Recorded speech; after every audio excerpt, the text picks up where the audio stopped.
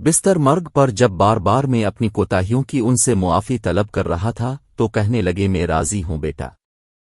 کاہے کو بار بار معافی مانگتا ہے؟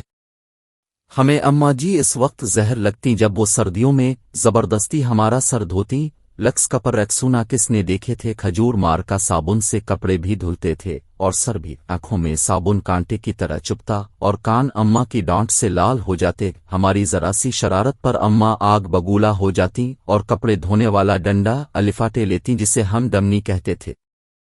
لیکن مارا کبھی نہیں، کبھی عین وقت پر دادی جان نے بچا لا، کبھی بابا نے، اور کبھی ہم ہی بھاگ لیے گاؤں کی رونقوں سے دور، عین فصلوں کے بیچ ہمارا ڈیرا تھا، ڈیرے سے پگ ڈنڈی پکڑ کر گاں جانا اماں کا سب سے بڑا شاپنگ ٹور ہوا کرتا تھا، اور اس ٹور سے محروم رہ جانا ہماری سب سے بڑی بدنصیبی۔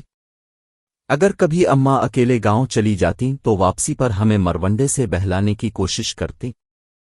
ہم پہلے تو ننھے ہاتھوں سے اماں جی کو مارتے، ان کا دوپٹہ کھینچتے، پھر ان کی گود میں سر رکھ کر منہ پھاڑ پھاڑ کر روتے، کبھی اماں گاؤں ساتھ لے جاتی تو ہم الفا چیلتی کودتے خوشی خوشی ان کے پیچھے پیچھے بھاگتے، شام گئے جب گاؤں سے واپسی ہوتی تو ہم بہت روتے، ہمیں گاؤں اچھا لگتا تھا، ماں ہم گاؤں میں کب رہیں گے؟ میرے سوال پر اماں وہی گھسا پٹا جواب دیتی، جب تو بڑا ہوگا نوکری کرے گا، بہت سے پیسے آئیں گے، تیری شادی ہوگی وغیرہ وغیرہ۔ یوں ہم ماں بیٹا باتیں کرتے کرتے تاریک ڈیرے پر آن پہنچتے۔ مجھے یاد ہے گاؤں میں بابا مظفر کے ہاں شادی کا جشن تھا، وہاں جلنے بجھنے والی بتیاں بھی لگی تھیں اور پٹاخے بھی پھوٹ رہے تھے، میں نے ماں کی بہت منت کی کہ رات ادھر ہی ٹھہر جائیں، لیکن وہ نہیں مانی، جب میں ماں جی کے پیچھے روتا روتا گاؤں سے واپس آ رہا تھا تو نیت میں فطور آ گیا اور چپکے سے واپس گاؤں لوٹ گیا۔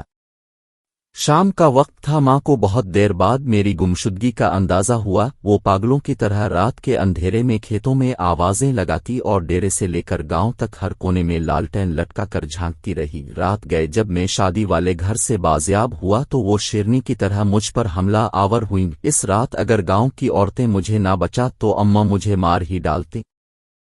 ایک بار ابو جی اپنے پیر صاحب کو ملنے سرگودھا گئے ہوئے تھے، میں اس وقت 6-7 سال کا تھا، مجھے شدید بخار ہو گیا، اماں جی نے مجھے گرم چادر میں لپیٹ کر کندھے پر الف اور کھیتوں سے گزرتی 3 کلومیٹر دور گاؤں کے اڈے پر ڈاکٹر کو دکھانے لے گئیں، واپسی پر ایک کھالے کو پھلانگتے ہوئے وہ کھیت میں گر گئیں لیکن مجھے بچا لیا، انہیں شاید گھٹنے پر چوٹ آئی، ان کے منہ سے میرے لیے حسبی اللہ نکلا۔ یہ واقعہ میری زندگی کی سب سے پرانی یادداشتوں میں سے ایک ہے، یقیناً وہ بڑی ہمت والی خاتون تھیں اور آخری سانس تک محنت مشقت کی چکی پیستی رہی، پھر جانے کب میں بڑا ہو گیا اور اماں سے بہت داور چلا گیا، سال بھر بعد جب گھر آتا تو ماں گلے لگا کر خوب روتی لیکن میں سب کے سامنے ہنستا رہتا، پھر رات کو جب سب سو جاتے تو چپکے سے ماں کے ساتھ جا کر لیٹ جاتا اور اس کی چادر میں منہ چھپا کر خوب روتا۔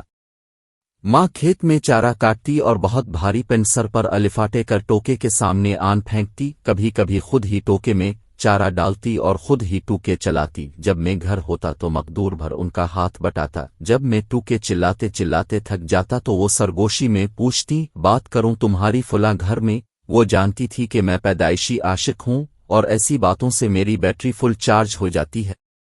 پھر ہم نے گاؤں میں گھر بنا لیا اور ماں نے اپنی پسند سے میری شادی کر دی، میں فیملی لے کر شہر چلا آیا اور ماں نے گاؤں میں اپنی الگ دنیا بسا لی، وہ میرے پہلے بیٹے کی پیدائش پر شہر بھی آئیں، میں نے انہیں سمندر کی سیر بھی کرائی، کلفٹن کے ساحل پر چائے پیتے ہوئے انہوں نے کہا اس سمندر سے تو ہمارے ڈیرے کا چھپڑ زیادہ خوبصورت لگتا ہے۔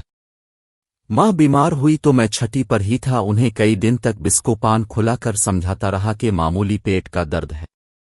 جلد افاقہ ہو جائے گا، پھر درد بڑھا تو شہر کے بڑے ہسپتال لے گیا جہاں ڈاکٹر نے بتایا کہ جگر کا کینسر آخری سٹیج پر ہے، خون کی فوری ضرورت محسوس ہوئی تو میں خود بلڈ بینک بیڈ پر جا لیٹا، ماں کو پتہ چلا تو اس نے دکھ سے دیکھ کر اتنا کہا کیوں دیا خون خرید لاتا کہیں سے پاگل کہیں کا، میں بمشکل اتنا کہہ سکا اماں خون کی چند بوندوں سے تو وہ قرض بھی ادا نہیں ہو سکتا جو اب مجھے الفاٹے کر گاؤں ڈاکٹر کے پاس لے کر گئی تھیں اور واپسی پر کھالا پھلانگتے ہوئے گر گئی تھی۔